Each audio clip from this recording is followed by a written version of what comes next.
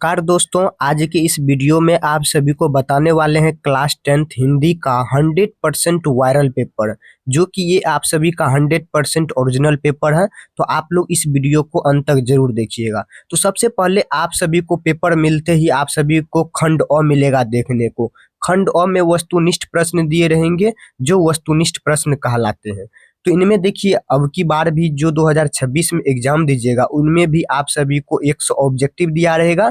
इन 100 objective में आप सभी को किन्हीं 50 को ही टिक लगाना है। ठीक, तो चलिए सबसे पहला क्वेश्चन नंबर 1 में दिया गया है, दुर्गाऊ वर्ण का उच्चारण स्थान क्या है? तो इसका राइट आंसर आ जाएगा ओष्ठ।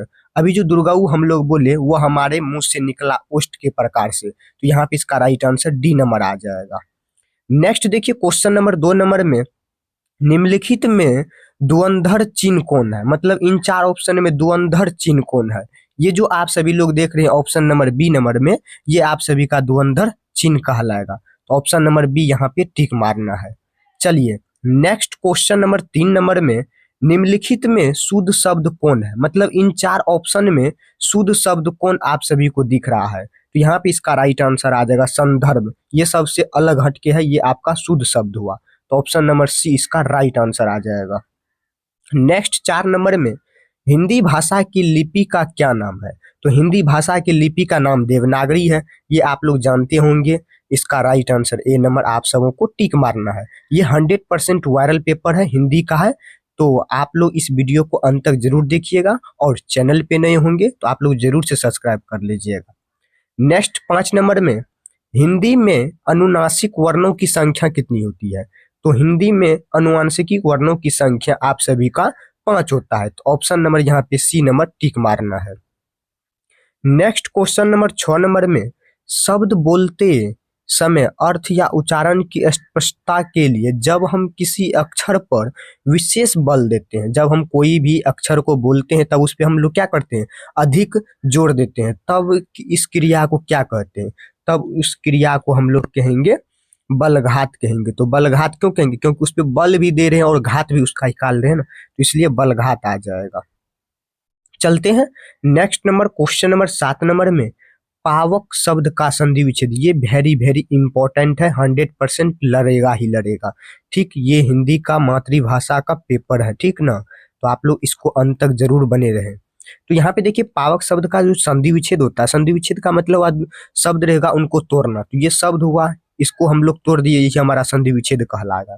ठीक, तो यहाँ पे 7 का ऑप्शन नंबर सी आ जाएगा, पो जोड़ अक आ जाएगा इसका संधि विच्छेद। तो ऑप्शन नंबर यहाँ पे सी नंबर आप सबों को टिक मारना है। ठीक, चलिए नेक्स्ट नंबर चलते हैं। नेक्स्ट नंबर देखिए, क्वेश्चन नंबर 8 नंबर में दिया गया है, पयः जोड़ पान पदों की संधि क्या होती है? ये टूटा हुआ है संधि, हमको इसको क्या करना, उच्चारण बनाना है। तो पयो जोड़ पान का संधि विच्छेद यहाँ पे आ जाएगा ए नंबर, पयः पान आ जाएगा। तो ऑप्शन नंबर यहाँ पे ए नंबर टिक मारना है। नेक्स्ट क्वेश्चन नंबर 9 नंबर में, अजंत शब्द का संधि विच्छेद क्या होता है? सेम उसी प्रकार संधि विच्छेद का मतलब वह शब्द रहेगा उसको तोड़ना ही हम लोग को क्या कहलाता है, संधि विच्छेद कहलाता है। तो अजत का संधि विच्छेद क्या आ जाएगा? तो यहाँ पे सी नंबर आ जाएगा, अच्छ हलंत जोड़ अंत आ जाएगा। तो ऑप्शन नंबर सी यहाँ पे टिक मारना है।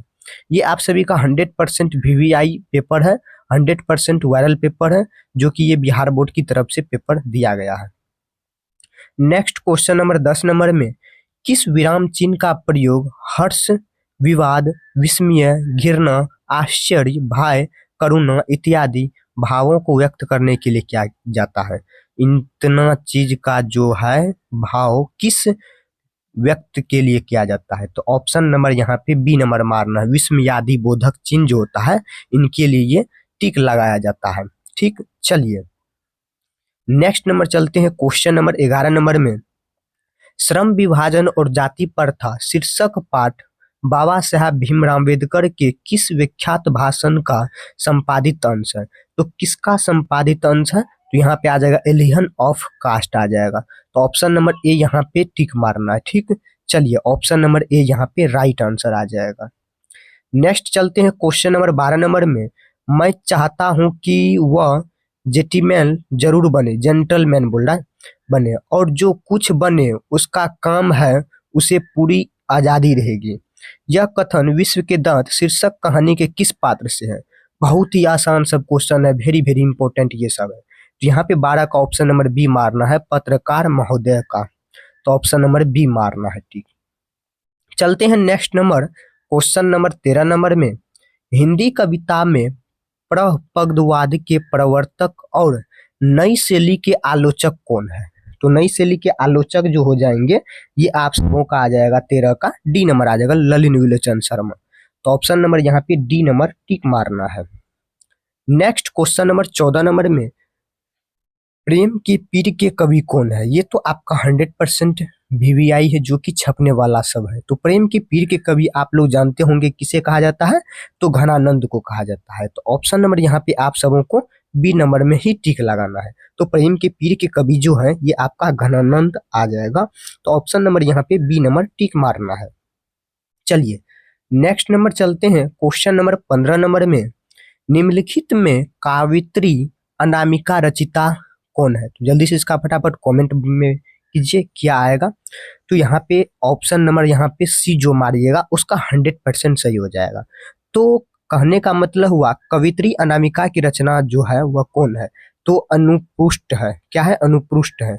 तो ऑप्शन नंबर यहाँ पे सी नंबर मारना है 15 का। चलते हैं नेक्स्ट 16 नंबर में, राष्ट्रीय कवि रामधारी सिंह दिनकर का जन्म जो हुआ था वह कहाँ पे हुआ था? राष्ट्रीय कवि पे हुआ था रामधारी सिंह दिनकर का जन्म, याद रखिएगा, ठीक।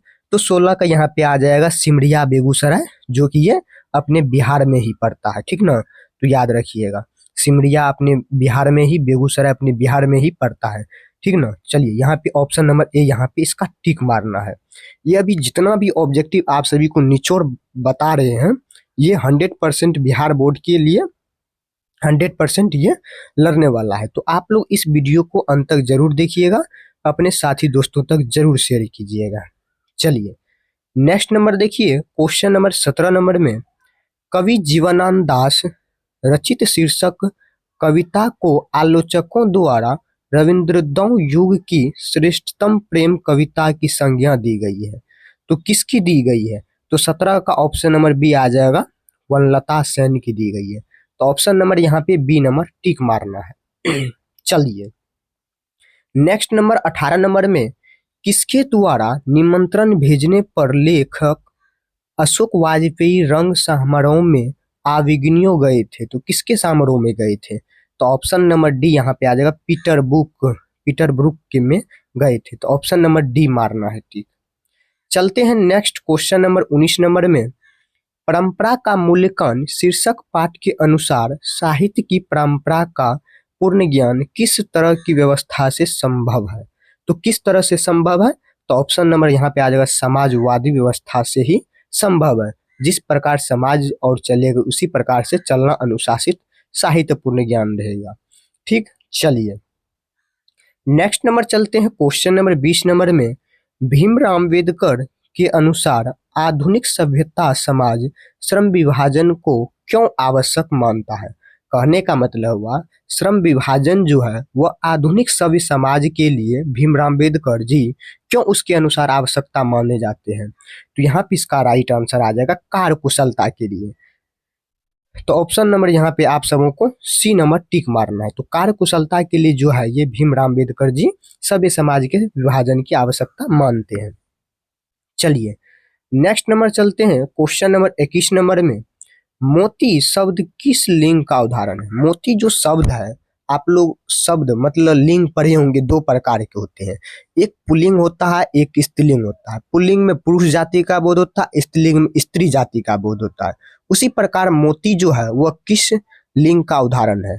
तो जल्दी से फटाफट कीजिए, मोती है तो इसका आ जाएगा पुल्लिंग शब्द, पुल्लिंग इसका राइट आंसर ए नंबर। चलिए क्वेश्चन नंबर 22 नंबर में, शाब्दी शब्द किस लिंग का उदाहरण है? सेम वही प्रकार सत्तावादी जो है यह किस लिंग का उदाहरण है?